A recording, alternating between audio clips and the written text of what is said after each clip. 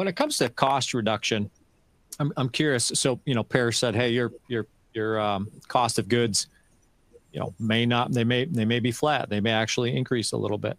Parrish, what are your thoughts about the trade-off between that potential flat line or possibly higher cost of goods and the outcome? I mean, does the ROI present itself in the end?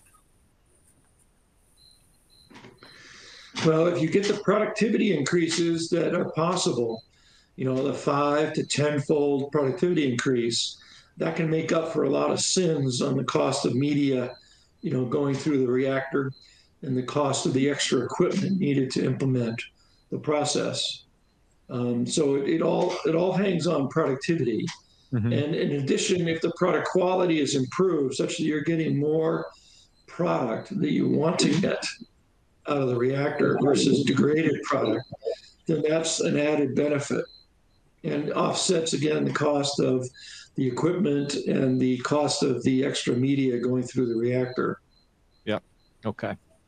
So let's talk about some of the challenges to that outcome, Parrish. What challenges do you see companies face, your clients, other biopharmas, when they initiate and execute on a PI project? And I'm asking specifically around, implementation challenges or personnel and expertise challenges, change management challenges, maybe some of the softer challenges that you don't anticipate, but could kind of slow down a project. Well, if you're thinking about deploying process intensification, you have to think about the team that's going to be given that job. That team needs particular training in how to run bioreactors for extended periods aseptically, and how to maintain control over an extended period of time, and to do things that are important, such as Susan mentioned, controlling foam production in the reactor, and also how to develop the media formulation to feed the reactor. Media development can be very involved and lengthy, and in fact can slow down the time to getting to the clinic. So there are a lot of soft implications of deploying process intensification. Okay, Parrish, your background, part of your, I'll say it, legend status in the space is connected to single use. So let's talk about single use in the context of process intensification. Does a process intensification project present a use case to move to single-use technology? If so, what single-use technology lends itself to upstream process intensification, and why? Well, first of all, there are no limitations in single-use technology with regard to process intensification. Mm-hmm. Bioreactors that are single-use can support very high cell densities that are experienced in doing process intensification. So there are no challenges there. The ATF system becoming single-use is a demonstration of, again, another example of how single-use can be applicable to a process intensification system. So single-use has good applications across the industry for doing process intensification, and we don't see any limitations. Okay, excellent. I'm going to take one or two more audience questions, and then we're going to move on to polling question number 2. Let's take a look at the third question in the lineup there. What real-time process analytics are recommended for your process to maximize yield and reduce waste?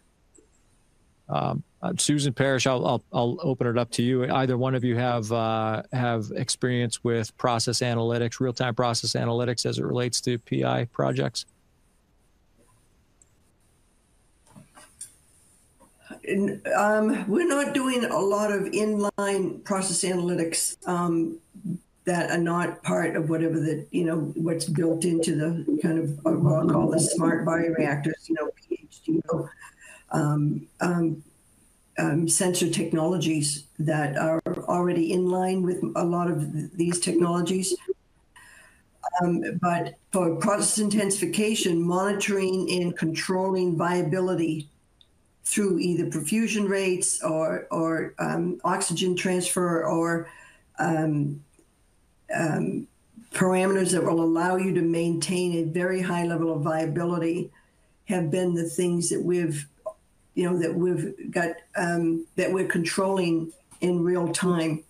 And that can make a huge difference, as I mentioned before, because of host cell proteins.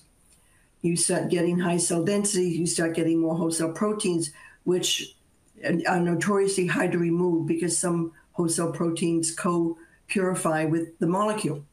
Mm-hmm. And you still have to meet the standard for the industry, which is more of a standard than a regulation, but it's low. It's a low host cell protein count. So, you need technologies that will clear those if you're going to go to high cell density manufacturing. Okay, Parrish, are there any other analytics that come to mind that you think are important to monitor during the process? Well, the ones that are most common are cell viability and cell count. So there are sensors available you can insert in the bioreactor, and they will give you a continuous readout of cell viability and cell count. And that's important when you're producing in perfusion, because you're developing a high cell density, and the viability of the cell culture is critical to maintaining product quality. So those inline sensors are quite valuable in giving you more information as you're producing. Okay. All right. One more audience question, then we'll turn to polling question number 2. What is the scalability of this technology, the maximum bioreactor size? Parrish, I'll let you tackle that one if you don't mind. Well, to date, the largest perfusion bioreactor that we're aware of is 2,000 liter scale.